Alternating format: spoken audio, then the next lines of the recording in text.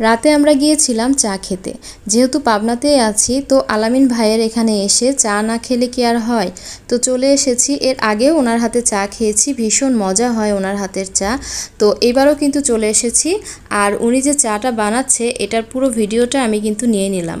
আর দেখেন কতটা সুন্দর করে একদম পরিষ্কার করে এই চায়ের মাটির হাঁড়িটা ধুয়ে নিল। খুব ভালো লাগে আমার ওনার এই পরিষ্কার করে ধোয়াটা দেখে। তো আমি কিন্তু পুরো ভিডিওটা করে নিচ্ছি। আর আমি আজকে অর্ডার দিয়েছি স্পেশাল বালু চা। মজার ব্যাপার হলো এই যে উপকরণের মধ্যে কোথাও বালু পেলাম না। আচ্ছা যাই হোক, চাটা আগে খেয়ে দেখি কেমন হয়। আমার কাছে কিন্তু এর আগেও এখানে চা খেয়েছি যে ভালো লেগেছে, তখন দিয়েছিলাম স্পেশাল মটকা চা, আজকে দিয়েছি স্পেশাল বালু চা। তো এখানে খুঁজে আমি বালু পাইনি, তারপরেও খেয়েছি, ভালো লেগেছে। কিন্তু আমার অভিযোগ এখানে বালু চা নামটা দিয়েছে, তাহলে বালু কেন দিল না?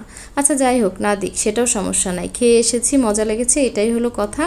আর আলামিন ভাইয়ের এখানে যারা চা খেয়েছেন তারা তো জানেনই ওনার হাতে চাটা কেমন হয়। যারা এখনও খাননি কিন্তু খেতে চান তারা কিন্তু চাইলেই চলে আসতে পারেন আলামিন ভাইয়ের হাতের স্পেশাল চা খেতে।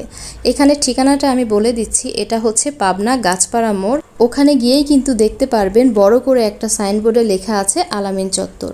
তো সেখানে গিয়ে আপনারা আলামিন ভাইয়ের হাতের স্পেশাল মজাদার চা খেয়ে আসতে পারেন।